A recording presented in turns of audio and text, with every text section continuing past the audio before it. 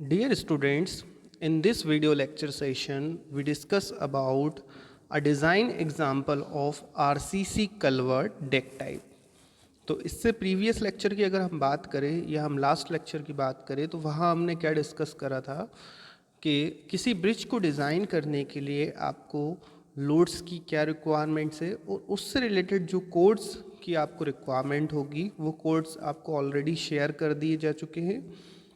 तो देखिए हम इससे आगे इसको एक एग्जाम्पल क्वेश्चन के साथ देखते हैं।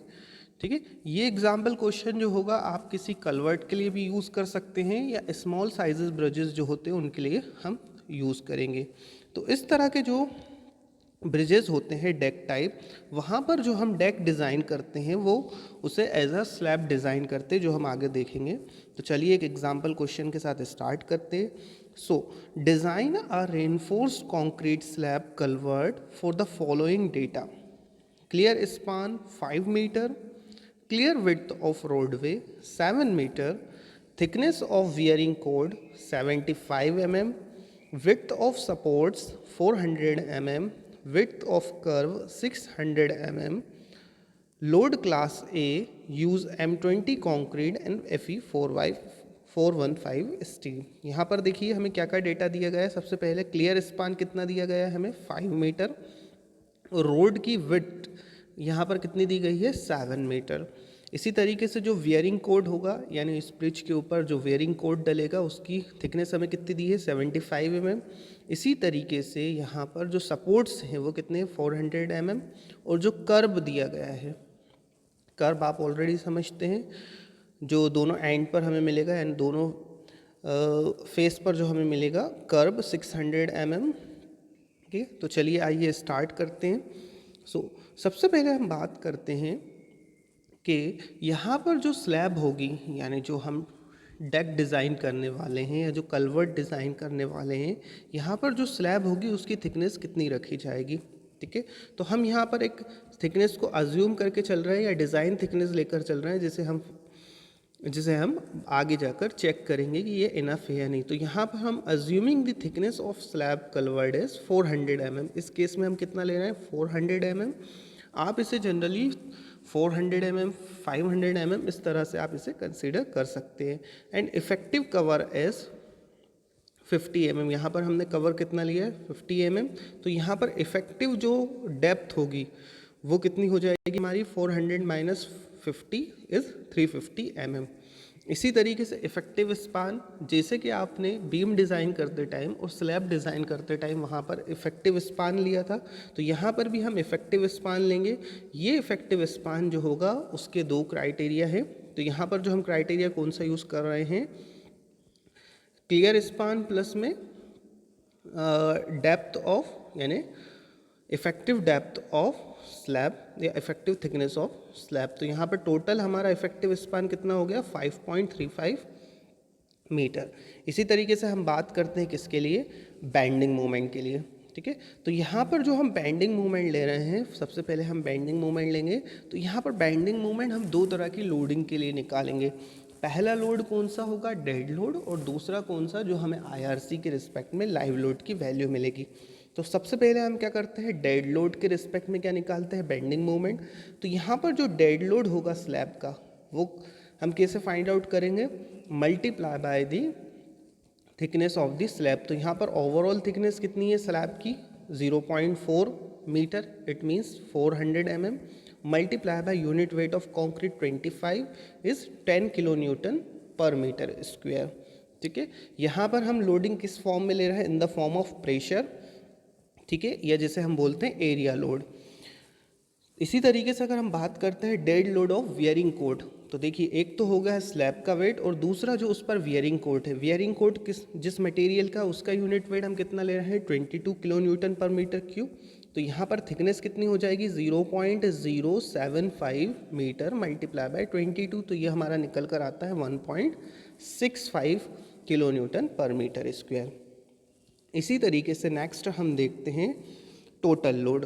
तो यहाँ पर टोटल लोड जो हमने लोड किसका डेक का प्लस वहाँ पर जो वियरिंग कोड है उसका लोड लिया, तो हमने ये टोटल कितना हो जाएगा 10 + 1.65 is 11.65 kilo newton per metre square. और यहाँ पर बेंडिंग मोमेंट हमारा क्या हो जाएगा, WL²/8। तो देखिए W की वैल्यू हमें ऑलरेडी अभी मिल गई है 11.65 और इफेक्टिव स्पान कितना था 5.35 मीटर स्क्वायर/8, तो ये हो गया 41.68 kilo newton per metre width of slab. उसके बाद नेक्स्ट हमें क्या निकालना पड़ेगा, पोजीशन ऑफ लाइव लोड। ठीक है, क्यों निकालना पड़ेगा, क्योंकि हमें मैक्सिमम बेंडिंग मोमेंट चाहिए किसके रिस्पेक्ट में, लाइव लोड के रिस्पेक्ट में। अभी हमने जो बेंडिंग मोमेंट की वैल्यू ली है वो किसके लिए ली है, डेड लोड के लिए। इसी तरीके से नेक्स्ट हमें क्या चाहिए रहेगा, bending moment with respect to live load. लेकिन उससे पहले क्या होता है कि यहाँ पर जो हमें लाइव लोड मिलता है वो किसके फॉर्म में मिलता है, यानी अगर आप बात करें किसी व्हीकल के रिस्पेक्ट में तो व्हीकल की पोजीशन चेंज होती जाती है, तो हमें वो पोजीशन निकालना है जहाँ पर हमें मैक्सिमम बेंडिंग मोमेंट मिलेगा। तो सबसे पहले हम बात करते हैं position of the live load to give maximum bending moment. सबसे पहले विड्थ हम कैलकुलेट कर लेते हैं। विड्थ हमें कैलकुलेट करना पड़ेगी, विड्थ के रिस्पेक्ट में हम लेंगे इसे। तो देखिए यहाँ पर टोटल विड्थ ऑफ कलवर्ट की अगर हम बात करें तो यहाँ पर हमारे पास रोड की विड्थ कितनी है, 7 मीटर। ठीक है, अब 7 प्लस बोथ साइड जो कर्व प्रोवाइड करेंगे हम उसकी विड्थ, तो 7 + 2 × 0.6, ये क्या है यहाँ पर विड्थ ऑफ कर्व। ये अगर ना दी हो तो आप इसको एज्यूम कर सकते हैं 500 to 600 mm के बीच में। तो यहाँ पर हमारे पास विड्थ कितनी हो गई अवेलेबल, 8.2 मीटर। अब width of single lane carriage, single lane carriage means कि यहाँ पर जो ये टोटल विड्थ हमें मिली है किसकी, कलवर्ट की मिली है विथ रिस्पेक्ट टू रोड। ठीक है, लेकिन हमें क्या करना है कि जो व्हीकल होता है व्हीकल के रिस्पेक्ट में अगर हम विड्थ को मेज़र करें तो वो किस तरह से मेज़र करी जाती है, इन द फॉर्म ऑफ लेन। ठीक है, तो यहाँ पर वे कलवर्ट की अगर हम बात करते हैं यहाँ पर कितनी होती है, अगर आईआरसी कोड के अकॉर्डिंग देखेंगे तो जो वे कलवर्ट होती है उसके लिए सिंगल लेन के लिए कितना होता है, 3.8 मीटर विड्थ होती है। यह आप आईआरसी कोड से ले सकते हैं वैल्यू। और इसी तरीके से अगर हम उसमें एडिशनल लेन को ऐड करना चाहे तो एडिशनल लेन के लिए हम उसमें 3 मीटर ऐड करते हैं। तो यहाँ पर देखिए सिंगल लेन कैरेज के लिए कितनी विड्थ हो गई 3.8, और उसमें प्लस करा हमने 3 मीटर किसके लिए ऐड करा, एडिशनल लेन के लिए। तो यहाँ पर 2 लेन कलवर्ट की विड्थ कितनी हो जाएगी, 3.8 + 3 it's 6.8 which is less than 7 metre. ठीक है, तो यहाँ पर हमें ये समझ में आया कि ये जो कलवर्ट है ये सिंगल लेन है या डबल लेन है। ठीक है, इट मीन्स कि ये सिंगल व्हीकल पासिंग के लिए है, यानी सिंगल लेन है या डबल लेन है। तो यहाँ पर इससे हमें समझ में आया कि ये जो कलवर्ट हम डिज़ाइन करने जा रहे हैं ये कितनी है, डबल लेन है। Since width of the culvert is 7 metre so it is a 2 lane culvert. ठीक है, तो ये कलवर्ट का कौन सा टाइप हो गया, 2 लेन कलवर्ट। ठीक है, अब जब 2 लेन कलवर्ट है इट मीन्स कि एट अ टाइम 2 व्हीकल पास होंगे। ठीक, अब 2 व्हीकल पास होंगे तो यहाँ पर हमें जो लोड को कैलकुलेट करने के लिए और लोड की पोजीशन को कैलकुलेट करने के लिए हमें उनकी डिस्टेंस निकालना पड़ेगी, क्योंकि हमें जो एक्सल होते हैं यानी जो व्हीकल के व्हील होंगे वहाँ लोड व्हील के थ्रू ही ट्रांसफ़र होगा, तो उनकी पोजीशन निकालने के लिए हमें सबसे पहले क्या करना पड़ेगा, minimum clear distance between 2 vehicle. ठीक है, तो यहाँ पर जो हमें क्राइटेरिया दिया गया है ये भी आप आईआरसी कोड से ले सकते हैं, 0.4 metre to 1.2 metre for carriage way width of 5.5 metre to 7.5 metre. देखिए यहाँ पर कहने का मतलब ये है कि जब जो कैरिज वे होगा उसकी विड्थ कितनी हो, अगर 5.5 मीटर से 7.5 मीटर के बीच में हो तो वहाँ पर हम कितनी लेते हैं, मिनिमम क्लियर डिस्टेंस 0.4 मीटर से लेकर 1.2 मीटर, यानी 5.5 के लिए 0.4 और 7.5 के लिए 1.2। तो यहाँ पर हम इंटरपोलेशन करके, क्योंकि देखिए हमारे पास विड्थ जो है वो कितनी है 7 है, तो हमें किसके लिए निकालना है 7 मीटर के लिए निकालना है। ठीक है, तो यहाँ पर दी किसके लिए 7.5 के लिए, तो हम इंटरपोलेशन अप्लाई करके किसके लिए निकाल लेंगे 7.5 के लिए। तो यहाँ पर 7.5 के लिए जब हमने इंटरपोलेशन करा तो इंटरपोलेशन करने पर हमें देखिए विड्थ कितनी मिली है, यहाँ पर हमें विड्थ मिल जाती है 1 मीटर। ठीक है, अब 1 मीटर विड्थ के लिए हमारे पास विड्थ आ गई है, किसकी विड्थ है ये, clear width. Clear width means कि जो क्लियर डिस्टेंस होती है किसके बीच में, 2 व्हीकल्स के बीच में। ओके, तो यहाँ पर विड्थ इसी तरीके से हमें क्या चाहिए, width of contact area of wheels. Contact area of wheels means कि जो आपका व्हील है, व्हीकल का व्हील है, उसका कॉन्टैक्ट एरिया कितना बन रहा है, यानी जो व्हीकल का कॉन्टैक्ट एरिया, ठीक है, तो वो हमने कितना लिया इस केस के अंदर 500 mm या 0.5 मीटर। उसके बाद नेक्स्ट हम बात करते हैं centre to centre distance between two vehicles. ठीक है, सेंटर टू सेंटर डिस्टेंस की अगर हम बात करते हैं तो यहाँ पर सेंटर टू सेंटर डिस्टेंस कितनी हो जाएगी, तो देखिए क्लियर विड्थ कितना आया है हमारे पास। सबसे पहले हम बात करते हैं, देखिए ये क्लियर विड्थ, दो व्हीकल के बीच में क्लियर विड्थ कितनी निकल कर आई है, 1.1 मीटर। ठीक है, और जो इसका सरफेस एरिया है, यानी जो इसका कॉन्टैक्ट एरिया है, वो कितना है 500 mm। ठीक है, यानी जो टायर है उसका कॉन्टैक्ट एरिया कितना है 500 mm। अब दोनों साइड का अगर 500 mm होगा तो सेंटर टू सेंटर डिस्टेंस कितनी हो जाएगी 1 + 0.5 मीटर, तो ये टोटल कितना हो जाएगा 1.5 मीटर। ठीक है, सो उसके बाद नेक्स्ट हमें क्या करना है, अज्यूमिंग डिस्टेंस ऑफ व्हील, ठीक है, फ्रॉम कर्व। ठीक है, अब यहाँ पर हमें एंड डिस्टेंस निकालना है, यानी इस व्हीकल का ये जो व्हील है, इस व्हील की कर्व से कितनी डिस्टेंस हो, तो यहाँ पर कर्व से जो डिस्टेंस हमने उसको एज्यूम कर रहे हैं वो हमने कितनी ली है 150 mm। ठीक है, यानी 0.5 मीटर, कितनी ली है 0.15 मीटर।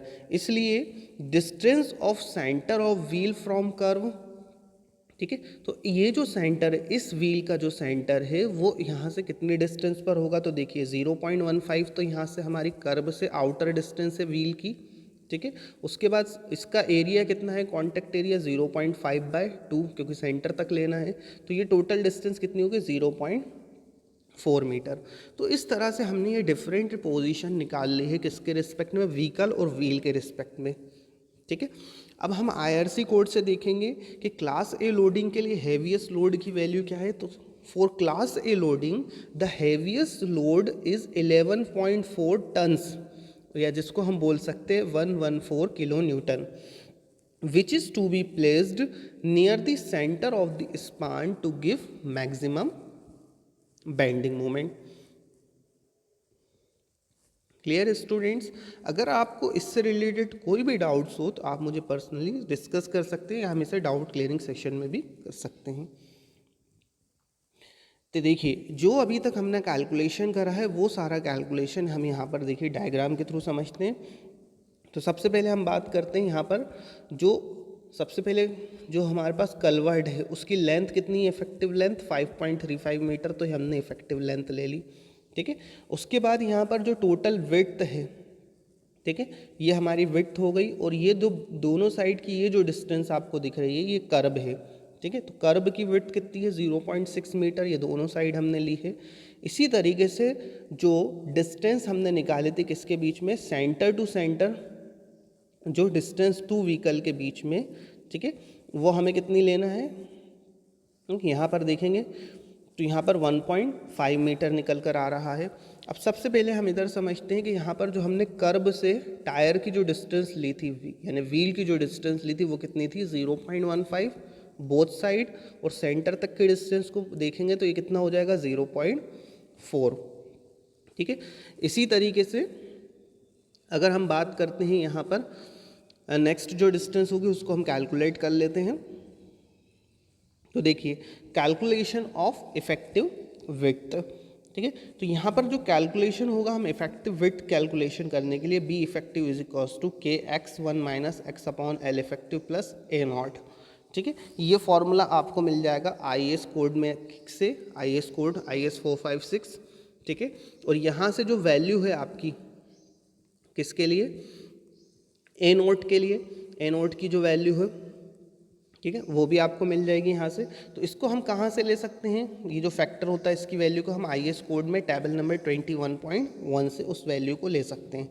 तो सबसे पहले विड्थ कितनी दी गई है हमें 8.2 मीटर, और L इफेक्टिव कितना है 5.35। तो सबसे पहले B/L इफेक्टिव का हमने रेशियो निकाल लिया, तो ये हो गया हमारा कितना 1.53। ठीक है, अब यहाँ पर the width of each track after 45 depression through the wearing code A0 की वैल्यू चाहिए। तो देखिए ए नोट क्या होता है उसे भी समझ लेते हैं। फॉर एग्जांपल यहाँ पर ये आप देख रहे हैं 0.5 मीटर, ये क्या है हमारा कॉन्टैक्ट एरिया, किसके लिए, व्हील के लिए। अब अगर यहाँ पर डिप्रेशन जो होगा वो अगर 45 डिग्री पर होगा तो इसके नीचे जो इफेक्ट आएगा इसका वियरिंग कोट के नीचे वो कितना होगा, ये विड्थ प्लस ये 45 डिग्री पर जो ये डिस्टेंस कवर होगी, तो ये इसको हम क्या लिख सकते हैं, इसे हम अगर ये 45 एंगल होगा तो ये किसके बराबर होगी, वियरिंग कोट की थिकनेस के बराबर डिस्टेंस होगी, यानी 75 प्लस 75। तो यहाँ पर टोटल डिस्टेंस कितनी हो जाएगी, 0.5 मीटर प्लस 2 मल्टीप्लाई बाय 0.075। ठीक है, तो यहाँ से हमें ए नोट की वैल्यू मिल गई कितनी, 0.65। ठीक है, अब उसके बाद हमें चाहिए रहती है एक्स वैल्यू क्या है, तो देखिए इसको हम इधर से समझ लेते हैं। एक्स वैल्यू क्या है, देखिए एक्स वैल्यू होती है ये, इट मीन्स कि ये जो सेंटर से यहाँ पर ये जो हमें डिस्टेंस मिल रही है, ये जो क्लियर डिस्टेंस मिल रही है आफ्टर व्हीकल के बाद जो हमें ये क्लियर डिस्टेंस मिल रही है वो हम निकाल रहे हैं। ठीक है, तो यहाँ पर उसको हम कैसे लेंगे, तो देखिए यहाँ पर हमने उसको किस तरीके से लिया है, सबसे पहले 5.35, ठीक है 5.35 टोटल है हमारी यहाँ पर, 5.35 डिवाइडेड बाय 2, कितना करा हमने इसे, डिवाइडेड बाय 2, तो हाफ हो गई, और माइनस में 0.6 यहाँ पर क्या है, 0.6 यहाँ पर हमारी क्या है, कर्व की विड्थ है। ठीक है, तो ये डिस्टेंस कितनी निकल कर आई है, 2.07। तो देखिए यहाँ पर डिस्टेंस कितनी हो गई है, 2.07। ओके, तो ये जो 2.07 जो हमारी डिस्टेंस निकल कर आई है ये हमने इस तरह से निकाली, ये हो गई हमारी एक्स डिस्टेंस। इसी तरीके से नेक्स्ट हम क्या कर सकते हैं, बी इफेक्टिव कैलकुलेट कर सकते हैं। तो इसी फॉर्मूले में हमने बी इफेक्टिव के लिए ये वैल्यू पुट करी है, उस वैल्यू पुट करने के बाद जो हमें बी इफेक्टिव निकल कर आया, कितना आया, 3.80 मीटर। ठीक है, अब यहाँ पर देखिए जो हमारी इफेक्टिव विड्थ निकल कर आई है, जो अभी हमने कैलकुलेट करी है, वो कितनी हुई है, 3.80 मीटर, किसके लिए, सिंगल उसके लिए। ठीक है, और यहाँ पर जो हमारे पास विड्थ है, ठीक है, अवेलेबल जो विड्थ है वो क्या है, वो हमारी अवेलेबल विड्थ जो है उसके रिस्पेक्ट में अगर हम चेक करें तो देखिए यहाँ पर देखते हैं, so it can be seen that the effective width for the heavy wheels overlap, hence all for heavy wheels are to be considered together acting over the effective width। ये इफेक्टिव विड्थ कितनी आई है, 3.80। ठीक है, 3.80 का meaning ये है, तो जैसे कि हम यहाँ पर समझ रहे हैं, देखिए यहाँ पर जो इफेक्टिव विड्थ निकल कर आई है, तो यहाँ पर इफेक्टिव विड्थ हमारी कितनी हो रही है, 3.80, किसके लिए, सिंगल के रिस्पेक्ट में। अब अगर हम इसको डबल के रिस्पेक्ट में लेंगे तो यहाँ पर क्या होगा कि हम उसे डबल के अगर रिस्पेक्ट में अगर हम उसे कैलकुलेट करेंगे, ठीक है, यानी 2 व्हील्स के रिस्पेक्ट में अगर हम कैलकुलेट करेंगे तो वो कैलकुलेशन हमारा नहीं हो पाएगा। ठीक है, क्यों, क्योंकि देखिए यहाँ पर टोटल हमारे पास कितनी है, 5.35, तो एट अ टाइम हम जो होगा एक साथ इन चारों व्हील्स को कंसीडर नहीं कर सकते हैं। तो इन चार को कंसीडर ना करते हुए हम कितनों को कंसीडर करेंगे, हाफ को कंसीडर करेंगे। इट मीन्स कि हम सिर्फ इन 2 व्हील्स को ही कंसीडर करेंगे, ना कि 4 को कंसीडर करते हुए 2 व्हील्स को कंसीडर करेंगे लोड को कैलकुलेशन करने के लिए। ओके, सो लोड पर मीटर ऑफ विड्थ कितना हो जाएगा, तो देखिए यहाँ पर कितना लोड आ रहा है सिंगल के लिए, यानी व्हीकल के लिए लोड कितना था, 11.4। ठीक है, और यहाँ पर सिंगल, और यहाँ पर हम कितने के लिए ले रहे हैं, 2 के लिए ले रहे हैं, और हमारे पास जो अवेलेबल विड्थ है वो कितनी है, 8.2। तो लोड पर मीटर विड्थ कितना हो जाएगा, 2 multiply bye 11.4 divided by 8.2, which is 2.78 tons, it means 27.8 kilo Newton. ठीक है, अब यहाँ पर depressed length for the wheel load along the span, यहाँ पर जो ये वाली जो लेंथ है, ये जो अवेलेबल लेंथ है ये कितनी हो रही है, हमें कैलकुलेट करना है। ठीक है, so tyre contact length plus 2 multiply by the thickness of wearing coat plus thickness of slab. ठीक है। डिप्रेस लेंथ हम कैलकुलेट कर रहे हैं, तो देखिए यहाँ पर टायर कॉन्टैक्ट लेंथ हमारी कितनी हो गई है 250, टायर कॉन्टैक्ट लेंथ 250 प्लस में 2 मल्टीप्लाई बाय यहाँ पर थिकनेस वियरिंग कोट की कितनी है 75 प्लस 400 हमारी स्लैब की थिकनेस। तो यहाँ पर ये टोटल डिस्टेंस निकल कर आती है कितनी 1200 mm which is equal to 1.2 metre. ठीक, तो 1.2 मीटर जो है इसका सिंगल साइड का हो गया, सिंगल इसके लिए। इसी तरीके से इसके लिए डिप्रेशन के लिए कितना होगा 1.2। ये तो बोथ साइड दोनों दिख रहे हैं आपको, एक एक्सेल ये दूसरा एक्सेल। तो जैसे कि हमने आपसे बात करी थी कि हम चारों को नहीं कंसीडर कर सकते, चारों व्हील्स को। क्यों? क्योंकि हमारे पास विड्थ अवेलेबल ही नहीं है चार को कंसीडर करने के लिए। तो कितने के लिए होगा, हम सिर्फ दो के लिए कैलकुलेट कर रहे हैं। तो देखिए दो के लिए कैलकुलेट कर रहे हैं, तो यहाँ पर एक के लिए हमें जो है डिप्रेस्ड कितना आया 1.2 मीटर और दूसरे के लिए 1.2 मीटर, और ये सेंटर पे लाई करेगा 0.6 मीटर। ठीक है, और इनके लिए लोडिंग की वैल्यू कितनी है, हर एक के लिए। सिंगल के लिए कितना आ रहा है, सिंगल के लिए 27.8, तो इसकी वैल्यू कितनी हो गई 27.8। ठीक है, 27.8 किलो न्यूटन। ठीक है स्टूडेंट, अब यहाँ पर हमें क्या करना है, इन पर रिएक्शन निकालना है। रिएक्शन निकालना है मीन्स कि दोनों ए और बी पर जो है इन पर हमें रिएक्शन लेना है। तो रिएक्शन क्या हो जाएगा, R A equal to R B total load divided by 2। तो टोटल लोड कितना आ रहा है 2 multiply by 27.8, 2 multiply by 27.8 divided by 2। तो इट मीन्स कि यहाँ पर R A plus R B की वैल्यू कितनी होगी 27.8। अब लोड पर मीटर रन कितना हो जाएगा, लोड पर मीटर रन, क्योंकि यहाँ पर जो लोडिंग मिल रही है हमें किस तरह की लोडिंग मिल रही है, ये लोडिंग है पॉइंट लोड, और हमें क्या चाहिए एक यूडीएल के फॉर्म में चाहिए। तो इसे यूडीएल में चेंज करने के लिए हम क्या करेंगे, यहाँ पर जो डिप्रेस्ड एरिया जो हमारा बन रहा है, डिप्रेस्ड एरिया कितना मिल रहा है यहाँ पर, एक के लिए 1.2 मीटर, यहाँ पर देखिए कितना आया था 1.2 मीटर। इस 1.2 मीटर से हम इसे मल्टीप्लाई कर देंगे। तो यहाँ पर देखिए 1.2 मीटर के रिस्पेक्ट में, तो 27.8 divided by 1.2 which is 23.167 kilo newton per metre. इसी तरीके से maximum bending moment at centre of span. ठीक है, तो यहाँ पर हम मैक्सिमम बेंडिंग मोमेंट निकालेंगे सेंटर, स्पान के सेंटर के ऊपर। तो यह आप निकाल सकते हैं 27.8 मल्टीप्लाई बाय 5.35 डिवाइडेड बाई 2। ठीक है, minus 23.167 multiply by 1.2 square by 2।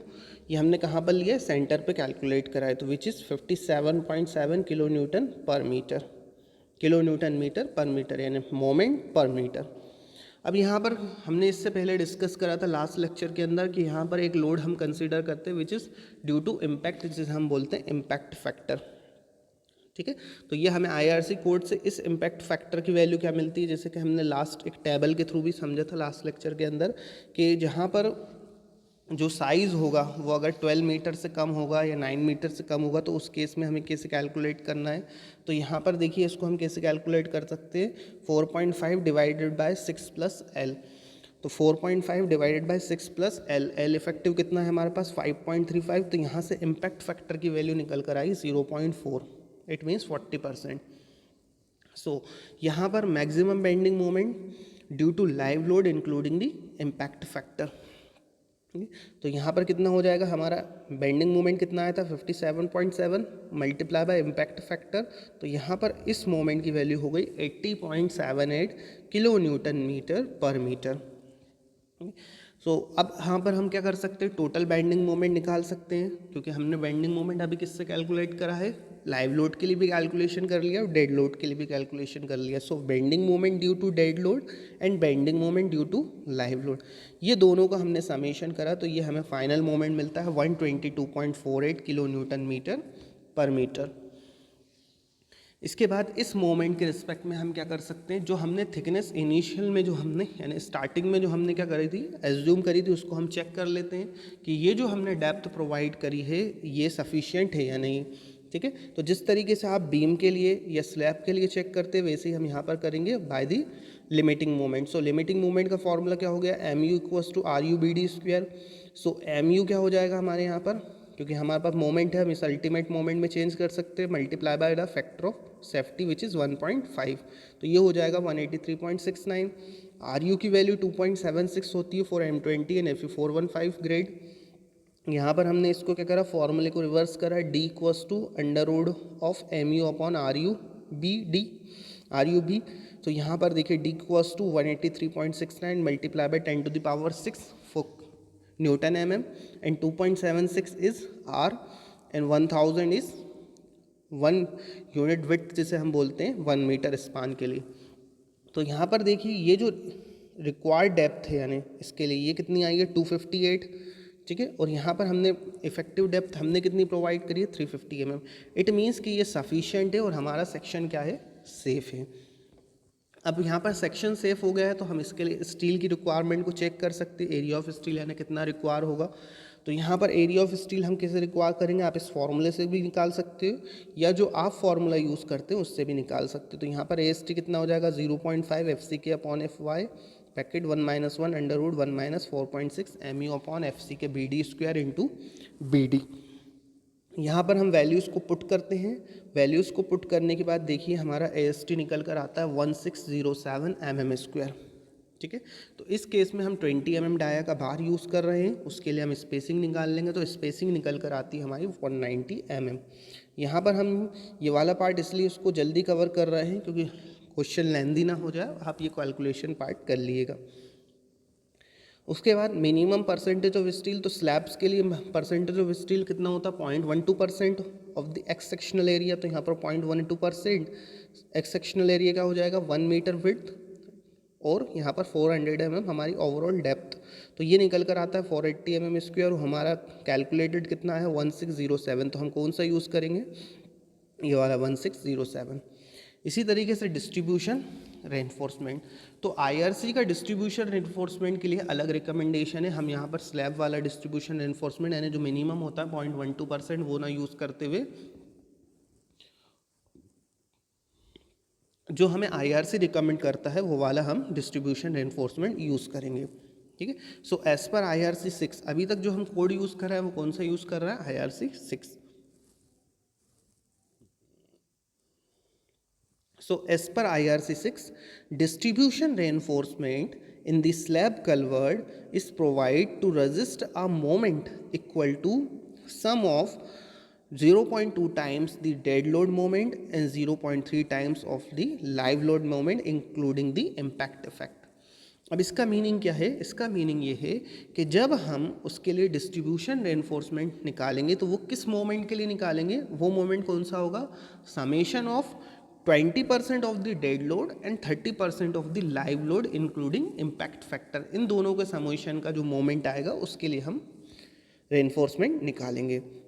तो सबसे पहले हम देखते हैं कि यहाँ पर जो मोमेंट आ रहा है कौन सा लेना है हमें, 20% डेड लोड वाला मोमेंट और प्लस 30% इम्पैक्ट यानी लाइव लोड वाला मोमेंट। तो देखिए 20% हमने ले लिया कितना 41.68 और 30% ले लिया 80.78। तो ये टोटल मोमेंट हमारा है 32.57 किलो न्यूटन मीटर पर मीटर, ठीक है। अब इसी तरीके से ट्रांसफ़र डायरेक्शन में हम इफेक्टिव डेप्थ निकाल लेंगे।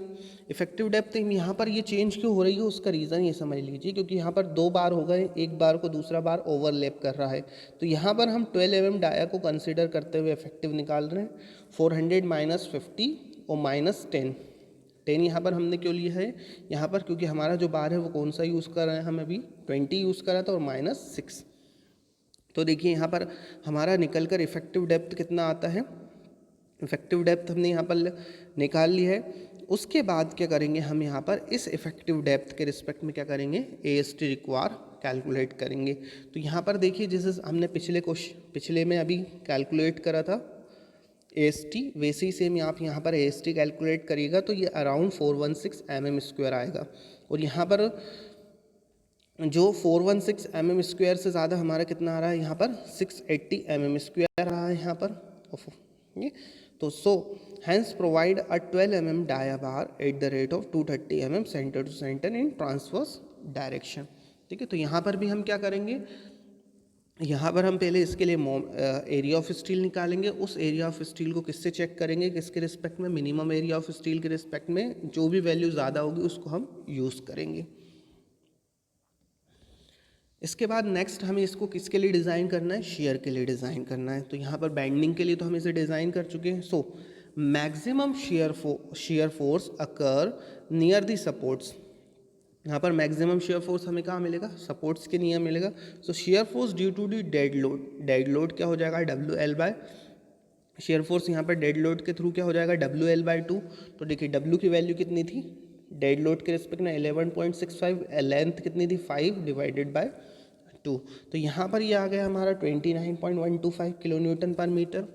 इसी तरीके से shear force due to live load will be maximum when the load is at the support.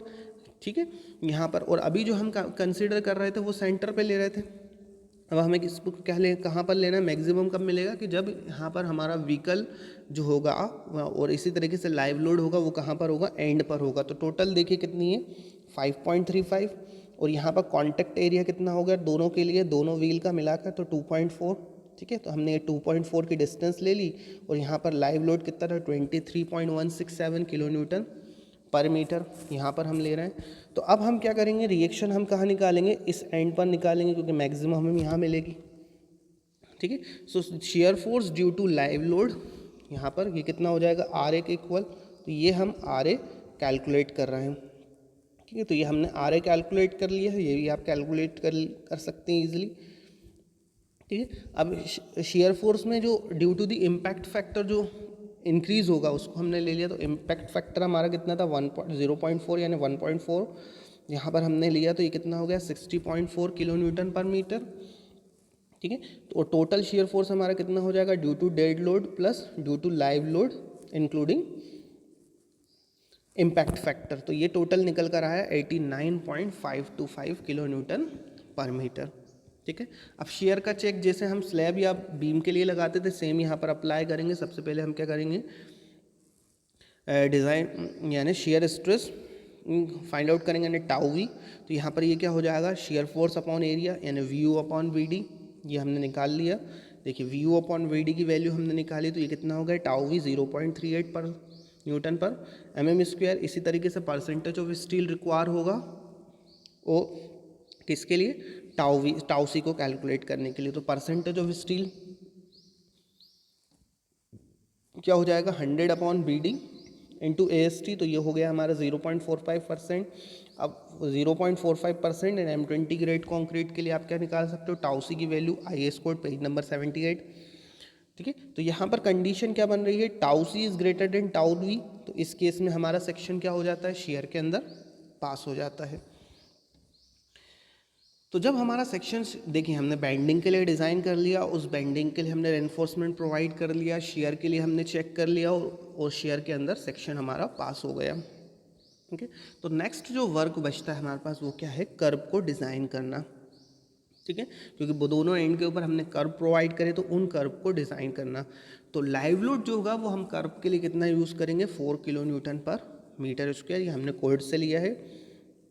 ठीक है, इसी तरीके से जो हॉरिजॉन्टल लोड होगा यानी लेटरल लोड होगा at the top of the curve, क्योंकि यहाँ पर लेटरल लोड भी अप्लाई होगा, वो कितना होगा 7.5 किलो न्यूटन पर मीटर। ठीक है, अब जो कर्व की हाइट है वो कितनी होगी, ठीक है, तो वो हमने एज्यूम करी है कितनी 250 mm। आप ये 250 mm से 300 mm के बीच में ले सकते हैं। ठीक है, तो let the height of the curve of the deck slab is 250 mm। So depth of curve कितनी हो जाएगी यहाँ पर 250 mm प्लस 75 प्लस 400 mm, तो ये टोटल हो गई 725 mm। ठीक है, अब इफेक्टिव कवर हम कितना ले रहे हैं 50 mm, तो D कितना हो गया 725 माइनस 50 यानी इफेक्टिव डेप्थ कितनी होगी 675। तो यहाँ पर जो कर्व वाला पार्ट हो रहा है उसको हम कर्व को एज आ बीम की तरह डिज़ाइन कर रहे हैं। अब इसके लिए हम लोड कैलकुलेशन कर ले, तो लोड कैलकुलेशन में सबसे पहले हम निकालते हैं डेड लोड ऑफ कर्व। तो डेड लोड क्या हो जाएगा, यहाँ पर सबसे पहले विड्थ कितनी है 0.6 मीटर, डेप्थ कितनी है 0.725 मीटर और यूनिट वेट ऑफ कंक्रीट 25, तो ये आ गया 10.875 kilo newton per metre.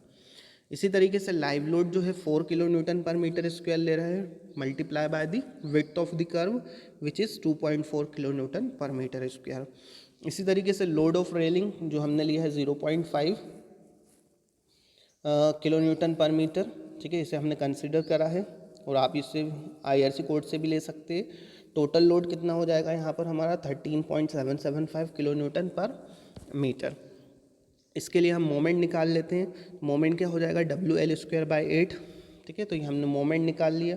Moment निकालने पर हमारा आया 49.3 किलो न्यूटन पर मीटर। ठीक है, इसको हम अल्टीमेट मोमेंट में चेंज कर लेते तो अल्टीमेट मोमेंट कितना हो गया, 74 किलो न्यूटन मीटर पर रनिंग मीटर में हमने इसको ले लिया मोमेंट को। इस मोमेंट के लिए रिस्पेक्ट में हम क्या निकाल सकते हैं, इसके लिए एरिया ऑफ स्टील। ठीक है, अब एरिया ऑफ स्टील हमने निकाला तो ये एरिया ऑफ स्टील कितना हो गया, 307 mm²। सो इस एरिया ऑफ स्टील के लिए हम क्या करेंगे, यहाँ पर मैंने क्या बोला था आपसे कि हम इसे कैसे डिज़ाइन करेंगे, एज अ बीम डिज़ाइन करेंगे। तो इस बीम के लिए हमें क्या करना है, यहाँ पर बार प्रोवाइड करेंगे, नंबर ऑफ बार प्रोवाइड करते हैं क्योंकि हम यहाँ पर स्पेसिंग यूज़ नहीं करते हैं। तो यहाँ पर हम 3 बार किसके यूज़ कर रहे हैं, 12 mm डाया के बार यूज़ कर रहे हैं। So provide 3 bars of 12 mm dia bar. इसी तरीके से यहाँ पर हम देखते हैं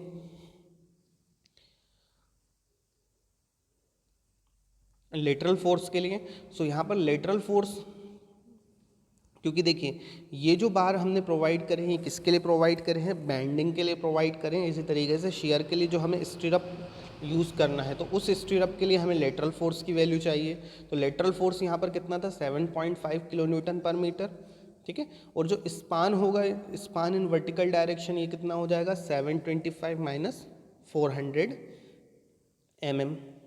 ठीक है, सो 725 माइनस 400 mm कैसे, कि यहाँ पर 725 टोटल डेप्थ है हमारी यहाँ पर, और यहाँ पर जो हमारे पास ये जो डेप्थ है, ठीक है, ये किसकी है, डेक की है। तो ये डेक की डेप्थ हमने माइनस कर दी तो हमारे पास ये कितनी बची है, 325 mm।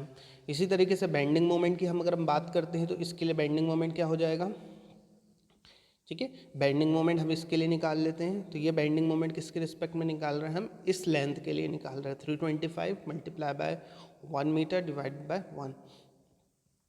ठीक है, यहाँ पर ये 1000 किसके लिए है, और यहाँ पर 1000 जो हमने यूज़ करा है किसके लिए, किलो न्यूटन से न्यूटन के लिए, और यहाँ पर 1000 मीटर से मीटर के, यानी मीटर से mm के लिए।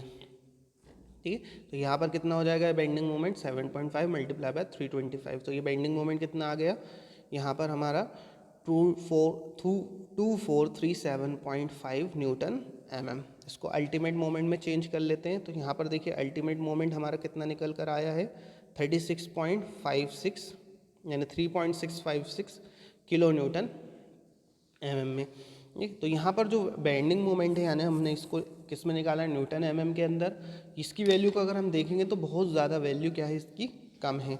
तो यहाँ पर हम क्या करेंगे, जो नॉमिनल स्टील होता है रेनफोर्समेंट वो हम प्रोवाइड करेंगे। तो वो कितना होता है, 8 mm bar at the rate of 300 mm centre to centre. तो यहाँ पर आकर ये जो होता है आपका इसका सिंगल क्वेश्चन जो होता है आपका ये कंप्लीट होता है।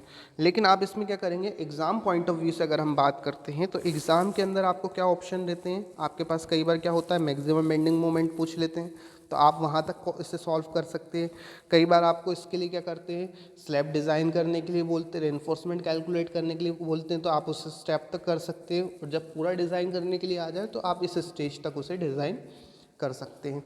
तो इस तरह से ये क्वेश्चंस यहाँ पर हमारे आते हैं। अब ये जो अभी तक हमने रेनफोर्समेंट निकाला इसकी हम डिटेलिंग कर लेते हैं। तो देखिए ये हमारा क्या हो गया, ये हमारा टोटल कलवर्ट हो गई है। इस कलवर्ट के अंदर टोटल ओवरऑल डेप्थ कितनी थी हमारी, 400 mm। ऊपर जो वेयरिंग कोड था उसकी थिकनेस कितनी थी, 75 mm। ठीक है, और यहाँ पर जो हमने कर्व प्रोवाइड करा था उसकी विड्थ कितनी थी, 0.6 mm। ये हमारा रेलिंग पार्ट, और इसी तरीके से ओवरऑल डेप्थ इसकी कितनी आई थी, 750 mm। ठीक है, यहाँ पर जो हमने बार यूज़ करे थे वो कौन से बार यूज़ करे थे, यहाँ पर हमने 20 mm के बार यूज़ करे थे। ये गलती से कितना लिखा गया है, 12 mm लिखा गया है, इसको आप कर लिएगा 20 mm bar at the rate of 190 mm centre to centre. और उसके रिस्पेक्ट में जो हमने लेटरल फोर्सेस के रिस्पेक्ट में जो हमने रेनफोर्समेंट प्रोवाइड करा था वो कौन सा था, 12 mm tyre bar at the rate of 230 mm centre to centre distance. ठीक है, यहाँ पर हमने कितने बार यूज़ करे थे, 3 बार यूज़ करे थे, 3 बार्स ऑफ 12 mm डाया के, और यहाँ पर 2 बार एंकर बार यूज़ करें। और ये स्टीरअप जो है इसकी स्पेसिंग कितनी हो जाएगी, 8 mm dia stirrup at the rate of 300 mm centre to centre. ठीक है स्टूडेंट, तो यहाँ पर आप एक करेक्शन कर लीजिएगा। एक करेक्शन क्या है कि यहाँ पर जो हमने 2 बार बनाए, यहाँ पर 3 बार हैं। ये किसके हैं? 3 बार्स ऑफ, यहाँ पर 12 mm डाया के 3 बार्स हैं यहाँ पर, और ये 2 एंकर बार हैं, ठीक है। और ये जो स्टीरअप की स्पेसिंग है कितनी है? 300 mm। तो इस तरीके से आप रेनफोर्समेंट डिटेलिंग को भी शो कर सकते हैं, ठीक है। तो आपको शायद समझ में आया होगा। अगर आपको इससे रिलेटेड कोई भी डाउट्स हो, क्वेश्चंस हो, क्वेरीज हो, तो आप मुझे डाउट क्लियरिंग सेशन में भी बता सकते हैं या पर्सनली मैसेज करके भी डिस्कस कर सकते हैं। So thank you, have a nice day.